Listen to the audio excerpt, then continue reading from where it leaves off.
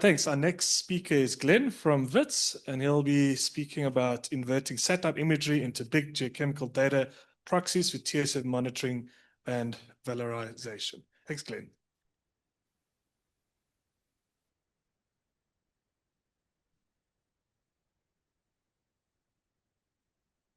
Thank you. So the reason I want to talk about introducing chemistry when it comes to tailings is that up until 2008, the world had only analyzed less than 10% of satellite remote sensing data.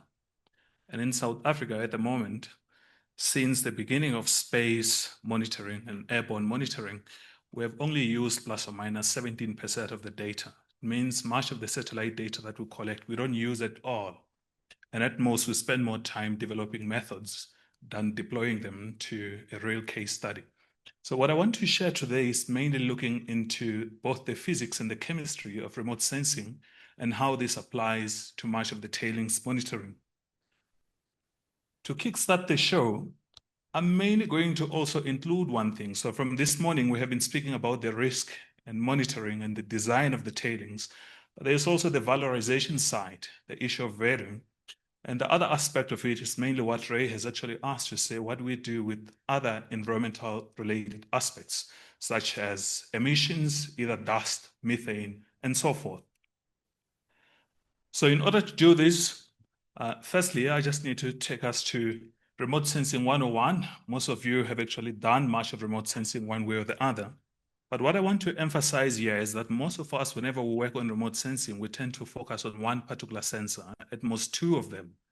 And I think this is where the shortfall is, because in order to do remote sensing properly, you need multiple sensors that are also capable of covering larger spectrum. So the ones that I'm going to be speaking about today is mainly something that was developed by the European Space Agency, Sentinel-2. The other one is the most common one, which is the Landsat from NASA. And there's also a new one for hyperspectral imaging so that we can see more detail, which came out around 3 years or 4 years ago, called EMIT. And the last one is Sentinel-1, which is INSAR. So the combination of this, I think they can give us something new that we have been ignoring for a while. But of course, for all the remote sensing related aspects, the key aspect is to ensure that you have correct data and is corrected for both atmospheric interference, but also for the ground related disturbances. The other thing that we also need to maybe start moving away from is band ratios for some of the aspects, mainly when we're dealing with minerals and dealing with tailings, because there are some of the information that gets absorbed or hidden based on the type of ratios that we use. So what I will share today is mainly based on two things. The first one is looking at convolutional encoders, where we take all this data that comes from multiple sensors and combine them into a single image. The second aspect of it is mainly to do a 4D type of an inversion that takes care of the coordinates, the parameters we're monitoring, and the other aspects is the time sensitivity. And the principle of all this is mainly based on the fact that depending on the type of remote sensing that you do, you are most likely going to be dealing with fewer bands, and the fewer bands is mainly the RGB bands that most of us tend to do. I will spend much of the time speaking of optical remote sensing, but I will touch a bit on radar as part of the examples. So the most common one that we tend to apply, including for tailings monitoring, is going to be Sentinel-1 and Sentinel-2. And that forms part of the multispectral remote sensing and radar. But one that we less use in much of the tailings, mainly because of the cost of processing and also the availability of data, is hyperspectral imaging, which provides more details than ever. So one of the things that we also need to consider whenever we deal with this is that each and every aspect, mainly minerals, have their own unique spectral signatures. And those spectral signatures really assist us to know what sort of a wavelength are we working on and what sort of data can we get from this. So what NASA has noticed in the last number of years was the fact that in most of the dry regions, we tend to have dust, and dust mainly comes from weathering of surfaces, and those surfaces are actually made of minerals. So the mineral dust actually have two impacts. The first one, it means we can actually study the properties of that dust and know which minerals and which tailings to valorize first. The second aspect of it is that we can also understand which dust is affecting the climate around the places where we are staying with the tailings. Because if you have more of denser and dark type of particulate minerals, they tend to absorb much of the photons or the solar energy, if you want to call it that, whereas far much of the lighter minerals tend to reflect them. And that may either cool the atmosphere or actually heat it up, meaning that the tailings then serve as a very nice hub to actually do this. So to give you an example, is the fact that if you are looking at the terrain like this, which is quite highly irregular, if I use any Sentinel type of a sensor, it simply means I'm going to get the 2D horizon. I still need something else to correct for topography in order to lay it out there. And if I use typical available digital elevation models, sometimes the resolution is far much quite high in a way that I miss some of the peaks. But on top of this, each and every one of the spots that you see here reflected in color, hope these things can point, each and every one of the spots that you see highlighted in color have a unique spectral signature, and a spectral signature gives us more of a spectral pattern that we can find from different images. And the advantage of using more of multiple sensors is that instead of only working in this particular region or interpolate this entire region, we can actually cover far much a larger spectrum that allows us to see more details than before. So in order to do this, I will start with some basic field parameters that we have to look into. So what you're looking at here is a field spectroscopy that helps us to go to different sites of the tailings, including the surrounding environments, to find out different spectral signatures for each and every one of these minerals. And if you want to get more information about more of calibrated spectra that is available, you can also download this from the US Geological Survey. They do have lab-based and field-based type of spectroscopies. But it's far much better if you also do your own for calibration so that you can know how to distinguish between things that are natural organic matter and some of the things that are inorganic, and the type of tailings and the changes that happen over time. The advantage of this is that if you build more of this spectroscopy, you can build a hypercube which looks something like this. The second aspect or the second tool that you need in order to invent this into a 4D and giving you chemistry and the physics, it's mainly a handheld XRF machine. And with this, nowadays, we can collect up to 60 elements within 3 seconds, which we couldn't do in the past. And much of us now go around the tailings and taking profiles and their properties in terms of the different chemistry that they have. So once you have this, and you can lay it out in a grid pattern like this, where you take one sample at a time or multiple grids that you're actually going to be working on. And with this, the only thing that is missing now is to train the remote sensing images now to detect the surface chemistry and the properties of that. The last one, which most of you have used before, is pretending to have a synthetic far much larger antenna in a form of INSAR. And in this particular case, it's mainly looking at different lines of sights, and of course, the different movements that tend to happen based on 2 images that are actually taken in a particular sequence and the changes that we monitor. But this, again, needs to be grounded with some sort of a field measurements to understand deformations and movements that may be related to either compaction of the tailings itself or workmanship that is there.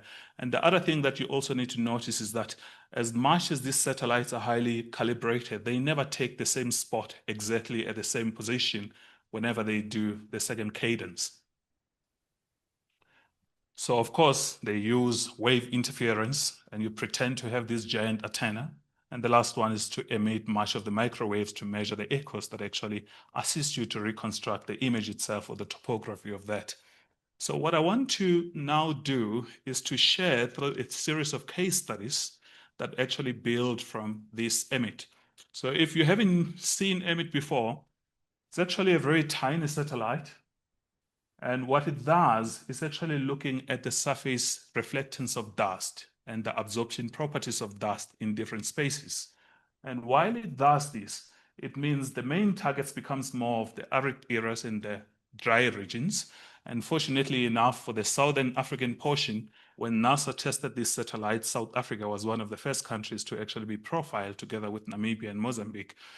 And the second portion, of course, is going to be much of the South Arabia and parts of North America, mainly Arizona and the other places. And the advantage of this is that we can also understand the movement of particles from one region to the other, or from one community to the other community. The other thing that I want to mention is that within the EMIT satellite itself, you get multiple signatures of data. The first one, which we never had before in much of the hyperspectral scanners, is that you get calibrated radiance that comes meshed with a known spectral signature. The second one that we get is mainly a mask image that actually gives you the reflectance of different mineral properties.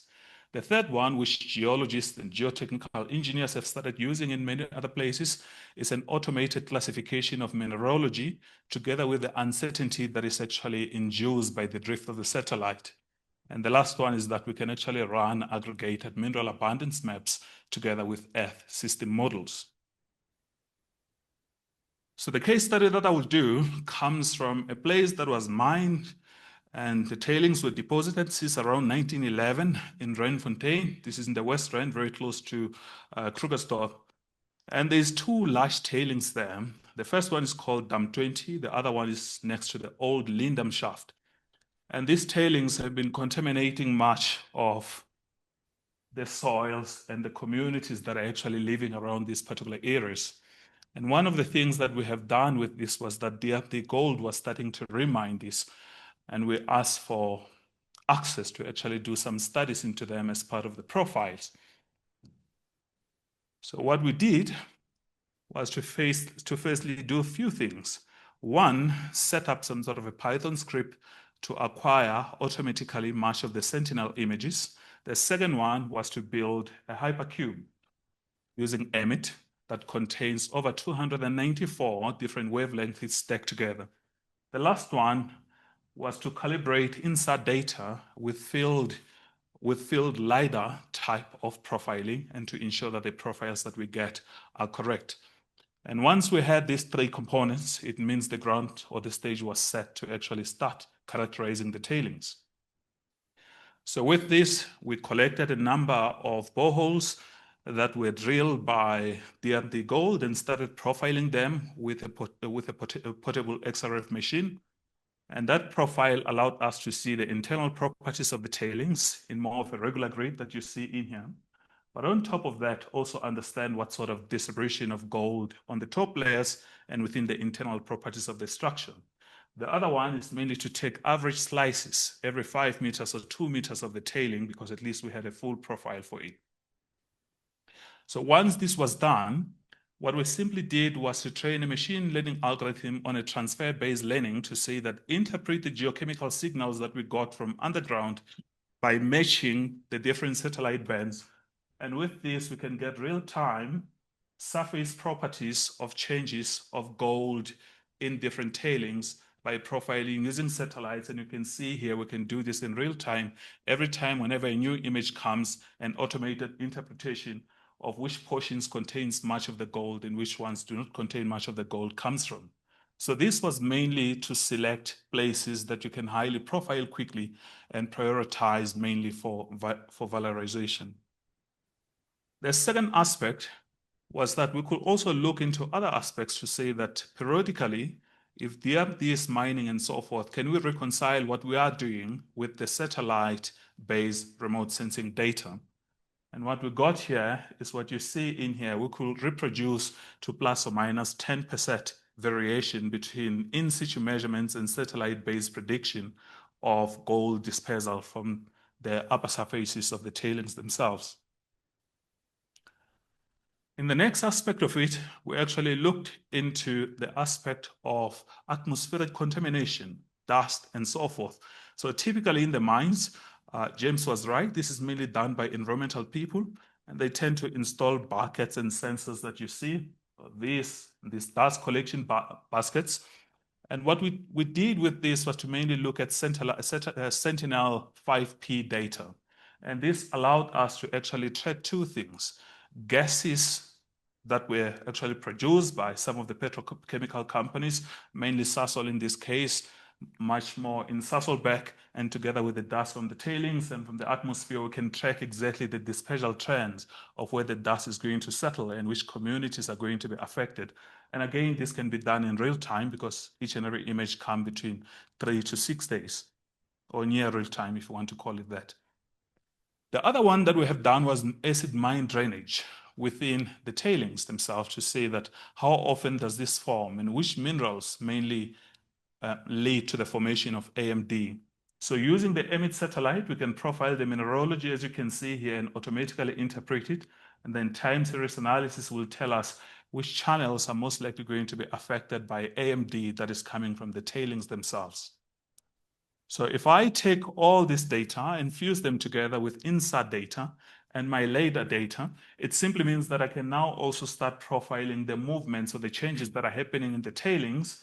And I can see whether this is actually extraction based on the fact that they are mining, or it's mainly natural deformation of the land surfaces, and do a time series analysis on it. The last one is that we can also do land cover classification automatically using the same data.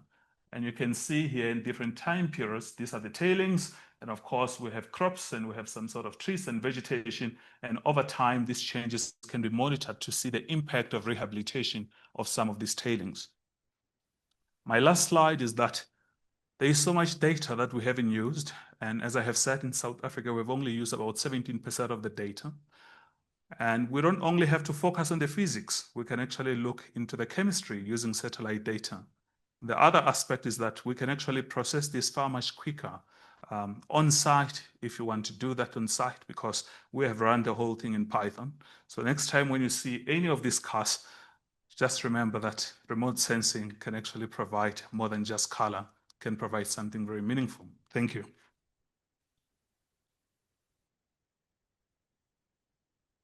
Thanks, Glenn. Very interesting talk. One quick question, if there is one for Glenn.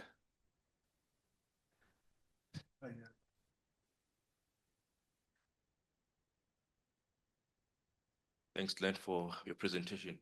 I just wanted to ask, so in terms of your images, to improve the quality, do you install ground control points or? Yeah, so we do periodic ground control, and we do discretization of larger blocks. For an example, EMIT gives you a 60 by 60 meters, and we discretize that to about a meter by meter using ground control points. Awesome. Thanks, Glenn. Thanks for a great talk.